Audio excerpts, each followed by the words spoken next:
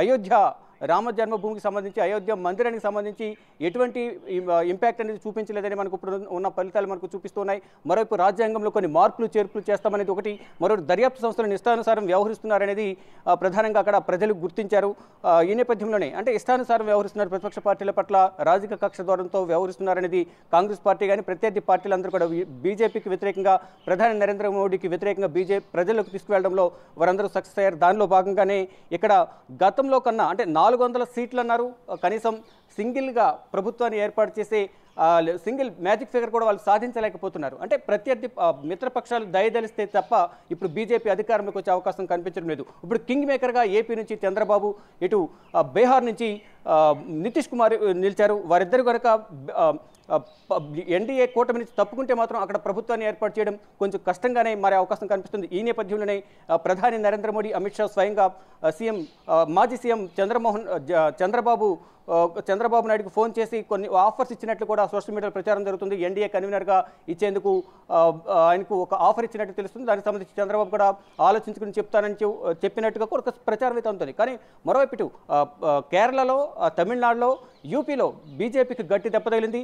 మరోవైపు ఇతర కొన్ని రాష్ట్రాలు, ఇక్కడ మధ్యప్రదేశ్లో 29 స్థానాలు రాని పక్షంలో మరింత కష్టాల్లో పడే అవకాశం ఉండేది. కానీ ఇప్పుడు అక్కడ మధ్యప్రదేశ్లో బీజేపీకి అనుకూలంగా అక్కడ తీర్పు రావడం, ప్రజలు బీజేపీకి పట్టం కట్టడంతోనే కొంతమేరైనా ఇప్పుడు రేవంత్ రెడ్డి చెప్పింది 214 నుంచి 240, ఇప్పుడు ప్రజెంట్ 243 వద్ద కొనసాగుతుంది. మిత్రపక్షాలతో కలిపి 290కి పైగా ఉన్నాయి. అది ఎంతవరకు ప్రెస్ అవుతుందా, మైనస్ అవుతుందని చూడాల్సింది. అంటే సింగిల్గా ప్రభుత్వాన్ని ఏర్పాటు చేస్తుందా లేదనేది కూడా చూడాల్సి ఉంది. ఈ నేపథ్యంలోనే కొంచెం బీజేపీ నేతలు కూడా సంశయంలో ఉన్నారు.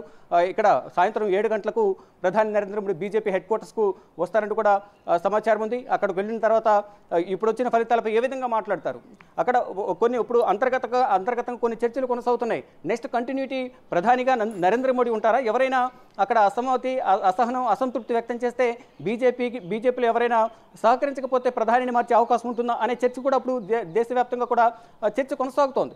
మొత్తంగా చూసుకుంటే బీజేపీకి గతంలో కన్నా ఇప్పుడు చాలా వరకు అంటే సింగిల్గా ప్రభుత్వాన్ని ఏర్పాటు చేసే బలం అనేది లేకపోవడం కొంత ఆందోళన కలిగిస్తున్న అంశం. ఇటు గతంలో కన్నా భిన్నంగా ఇప్పుడు ఇండియా కూటమి బలం పుంజుకుంది. దాదాపు 230 సీట్లకు దగ్గరగా కూడా సీట్లను చేజిక్కించుకుంది, అంటే లీడ్లో కొనసాగుతుంది. ఫర్దర్గా సాయంత్రానికల్లా మనకి ఎవరు ఎన్ని సీట్లలో ఏ కూటమి లీడ్లో ఉందనేది కూడా చూడాల్సి ఉంది. ఇక బీజేపీకి ఏపీ నుంచి చంద్రబాబు, బీహార్ నుంచి నితీష్ కుమార్ వీరిద్దరూ బలంగా ఉండే అంటే కింగ్ మేకర్గా చంద్రబాబు ఉండే అవకాశం కనిపిస్తుంది. కానీ ఇక సాయంత్రంలోగా డిసైడ్ ఫ్యాక్టర్ అని తెలిసే అవకాశం కనిపిస్తుంది. కానీ మొత్తంగా చూసుకుంటే బీజేపీ అంటే ఎన్డీఏ కూటమి మాత్రం ప్రభుత్వాన్ని ఏర్పాటు చేసేందుకు ప్రయత్నాలు కొనసాగుతున్నాయి. ఆ దిశగా వారికి మేమే ప్రభుత్వాన్ని ఏర్పాటు చేస్తామంటూ కూడా బీజేపీ నేతలైతే ధీమా వ్యక్తం చేస్తున్నారు. ఇక మొత్తంగా చూసుకుంటే గతంలో ఏదైతే తెలంగాణ సీఎం రేవంత్ రెడ్డి నేషనల్ మీడియాకి ఇచ్చిన ఇంటర్వ్యూలో ఏదైతే అంచనాలు చెప్పారో 214 నుంచి 240, ప్రజెంట్ 243 వద్ద కొనసాగుతుంది. మొత్తం 400 సీట్లు టార్గెట్గా పెట్టుకున్న బీజేపీకి కేవలం 240 సీట్లు మాత్రం వస్తాయని తెలిపారు. అంటే దానికి ఫర్ ఎగ్జాంపుల్గా మనం గతంలో తెలంగాణలో కాంగ్రెస్ పార్టీని అధికారంలోకి తీసుకురావడానికి సీఎం రేవంత్ రెడ్డి ఎంతగా కృషి చేశారు, సహకరించిన వారిని కూడా తన వైపు డైవర్ట్ చేసుకుని ఏ విధంగా కష్టపడి పనిచేశారు, ఆ ప్రిడిక్షన్ ఇక్కడ తెలంగాణకు సంబంధించిన ప్రిడిక్షన్ ఏ విధంగా అయితే తాము అధికారంలోకి తీసుకురావడానికి ప్రయత్నాలు చేశారో ఇటు దేశవ్యాప్తంగా కూడా ఆయనకున్న అంచనాల మేరకు, ఆయనకున్న మొత్తం కమ్యూనికేషన్ మేరకు అందరితో మాట్లాడిన తర్వాతే 214 నుంచి 240 సీట్లు వస్తాయంటూ కూడా రేవంత్ రెడ్డి చెప్పినట్లుగా మనకు సమాచారం అయితే అందుతోంది. Thanks for the updates Shiva. ఒక రాజకీయ నేతకి నిజంగా రాజకీయాలకు సంబంధించిన అవగాహన